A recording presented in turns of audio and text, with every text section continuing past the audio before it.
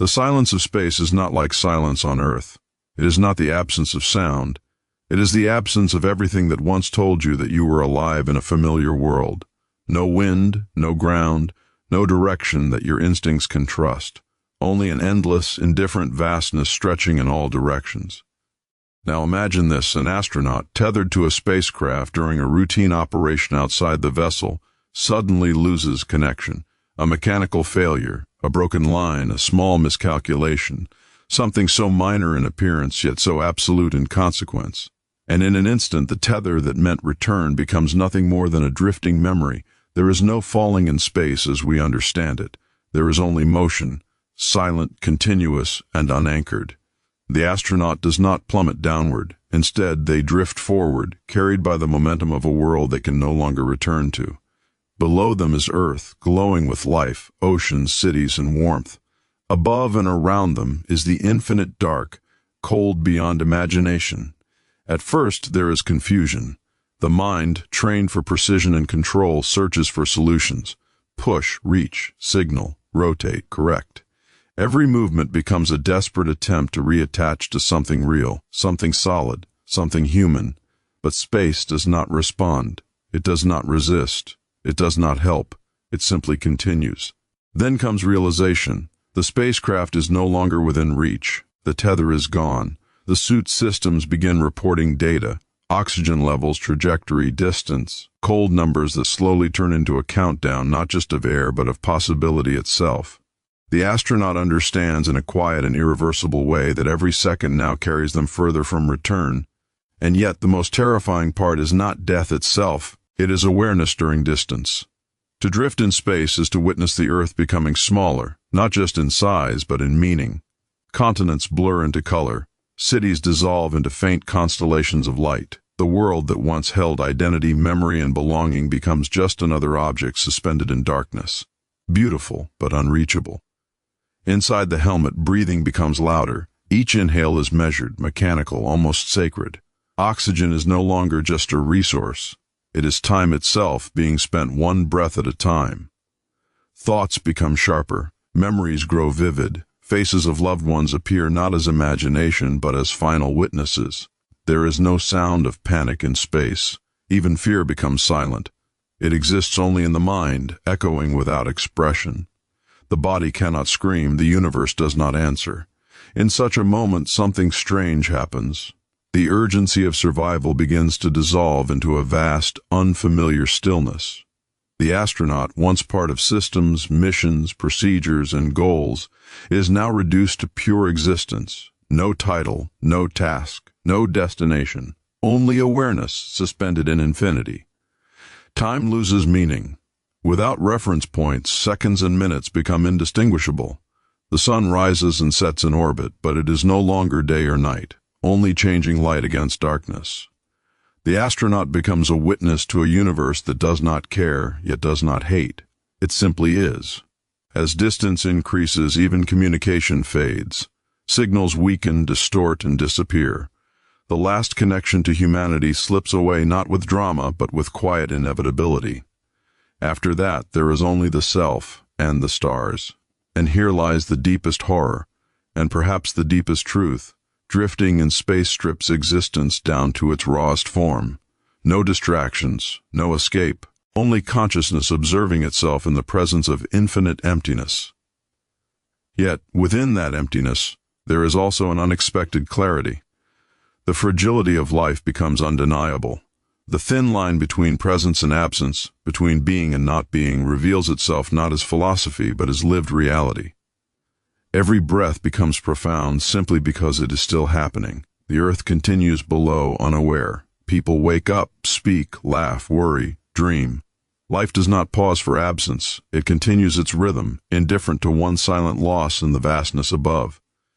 And the astronaut drifts further still, not falling, not rising, just moving, forever carried by the consequences of a single broken link between human and machine, between safety and infinity. In the end, the ultimate nightmare is not just being lost in space. It is the realization that the universe does not lose anything. It simply continues, endlessly complete without you. Space is absolute isolation.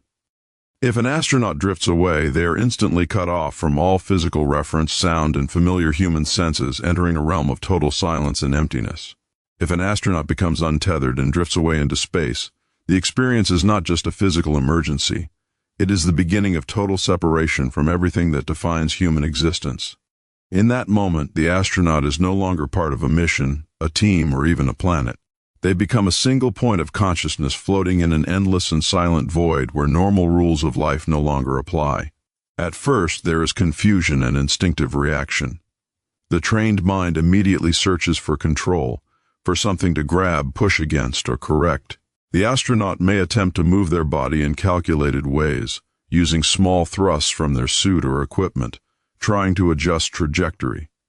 Every movement is deliberate, shaped by training and survival instinct. But space offers no resistance. There is nothing to push against, no air, no surface, no friction that can slow or redirect the drift. The universe does not respond to effort in the way Earth does. As seconds pass, reality begins to settle in. The distance from the spacecraft increases steadily, silently, and without mercy. The astronaut can see the vessel, once a place of safety and coordination, slowly becoming smaller. Lights that once represented connection and rescue now appear distant and powerless. Communication, if still possible, becomes fragmented. Voices from Earth or mission control may still exist, but they grow weaker, delayed, or distorted, as if coming from another existence entirely. Emotionally, a shift begins to occur. Panic may rise at first, but it cannot remain at full intensity in the absence of action. Instead, it transforms into a cold, expanding awareness of situation. The astronaut understands that every second spent drifting increases the gap between life and return. Breathing becomes more noticeable, almost ceremonial, as oxygen transforms into a visible countdown of remaining time. In this growing isolation, Earth becomes the only meaningful reference point. The blue planet, once familiar and close, now appears as a fragile sphere suspended in darkness. Continents blur, oceans merge, and human civilization becomes invisible. And longing. Loss of tether means irreversible separation. A broken tether or failure in connection leads to uncontrolled drifting, where momentum carries the astronaut further away from any chance of immediate rescue. As the drift continues, the astronaut enters a state where time no longer feels like a structured flow, but more like a fading awareness. Without clear reference points, no ground, no horizon, no stable light cycle that matches human experience, minutes begin to lose their identity. What once felt like a sequence of actions now becomes a continuous, unbroken stretch of existence. The body remains alive, but the mind begins to adjust to a reality where movement no longer guarantees progress, and effort no longer guarantees outcome. Inside the suit, every system becomes more meaningful than ever before. Oxygen levels, temperature readings, and communication signals are no longer background information. They become the entire framework of survival awareness. Each breath is measured, not emotionally but scientifically, as if life has been reduced to a set of numbers slowly decreasing over time. The astronaut becomes hyper-aware of these readings not because they can change them, but because they represent the only structure left in an otherwise structureless environment. Mentally, there is a shift from external action to internal reflection. With no physical rescue possible and no immediate control over surroundings, attention turns inward. Memories begin to surface with unusual clarity. Moments from Earth, ordinary conversations, familiar places, sounds of wind, water, and human activity return with an intensity that was never experienced in normal life. These memories are not just emotional. They become sensory replacements for a world that is no longer physically accessible. Meanwhile, the spacecraft continues to shrink into the distance. What was once a lifeline is now a distant, glowing fragment of human engineering, slowly merging with the surrounding stars. The visual connection weakens, and with it, the psychological sense of belonging to a mission begins to dissolve. The astronaut is no longer outside the spacecraft. They are outside everything. Communication, if still active, becomes increasingly symbolic rather than practical. Voices may still travel across the void, but they carry delay, distortion, and uncertainty. Eventually, even these connections begin to fade. leaving silence that feels heavier than sound ever could. In this stage of drifting, the astronaut is not actively dying in a dramatic sense, but gradually separating from all systems that define life, movement, communication, time, and connection, until only awareness remains floating in infinite emptiness. Psychological shift from panic to realization. The initial reaction is confusion and desperate attempts to regain control, but this gradually turns into the painful understanding of being truly lost. As the drift becomes longer, the astronaut's perception of space begins to change in subtle but profound ways.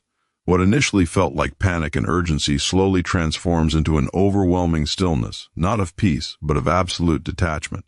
The suit still functions, the body still survives, yet the sense of being part of any larger system starts to dissolve completely.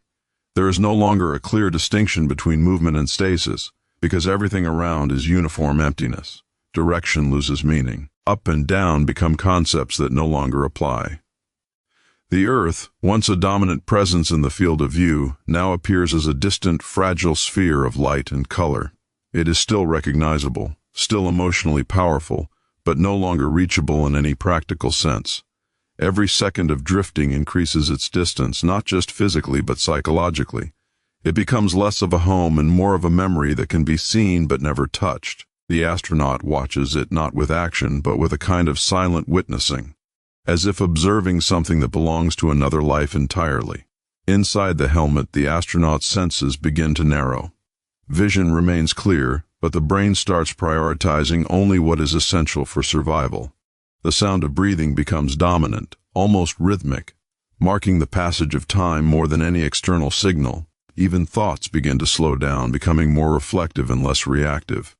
Fear does not disappear, but it changes form. It becomes quieter, more continuous, less explosive, and more like an ongoing awareness of inevitability. At this stage, the concept of rescue still exists intellectually, but emotionally it weakens. The astronaut may still know that attempts are being made, that systems on Earth are calculating trajectories and possibilities, but the distance makes those efforts feel abstract. The universe between them is too vast, too indifferent, too complete in its emptiness to feel negotiable. Memory becomes the primary companion, not in a chaotic way, but in detailed fragments, voices of loved ones, textures of earthly air, sounds of cities, and the feeling of gravity. These memories are not just recalled, they are relived with unusual intensity, as if the mind is compensating for the absence of everything physical. In this expanding isolation, the astronaut exists in a state where survival is still technically ongoing, but connection to life as it was known has already begun to fade into the infinite silence of space. Earth becomes distant and symbolic as distance increases. Earth shrinks visually and emotionally, transforming from a living home into a small, unreachable object in the vast darkness. Ultimate horror is conscious isolation in infinity. The deepest fear is not just physical death, but being fully aware while drifting alone, cut off from communication, time, and humanity, in an endless, indifferent universe. In the final stage of the drift, the experience of the astronaut reaches a level of stillness that is both absolute and irreversible. By now, all external references have faded into near abstraction. The spacecraft, once a symbol of safety and human reach, is no longer visible or meaningful in any practical sense. Communication has either ceased entirely or exists only as distant fragments that no longer carry the weight of action or response. What remains is a single consciousness suspended in a vast, silent, structureless universe. Time loses its final grip on perception. There is no longer a sense of how long anything has lasted. The past no longer feels like something behind, and the future no longer feels like something ahead. Everything collapses into a continuous present moment that does not progress in the usual way. The astronaut exists in awareness without sequence, in experience without progression. Breathing continues, but it no longer feels like survival in the traditional sense. It becomes more like a rhythm of existence, a mechanical reminder that life is still ongoing within extremely narrow boundaries. Each breath is noticed not for its function, but for its presence. It is one of the last remaining connections between body and consciousness. Emotion at this stage becomes profoundly simplified. Fear, hope, urgency, and despair no longer appear as distinct reactions. Instead, they merge into a quiet awareness of finality. There is no dramatic emotional collapse, only a gradual thinning of response to external meaning. Even thoughts about Earth, loved ones, or identity become softer, less structured, more like passing impressions than active reflections. Outside the helmet, the universe remains unchanged. Stars continue their distant burning, planets continue their silent orbits, and space remains as vast and indifferent as ever. Nothing acknowledges the astronaut's presence or absence. There is no interruption in cosmic order, no shift in the rhythm of galaxies, and yet, within this absolute isolation, there is also an intense clarity. Every detail of existence becomes magnified simply because there is nothing else to compete with it. Awareness itself becomes the final environment. Not movement, not mission, not destination, only perception. In the end, drifting into space is not just about being lost physically. It is the gradual separation from every layer of connection that defines being human, until only awareness remains, suspended in an infinite silence that neither responds nor forgets.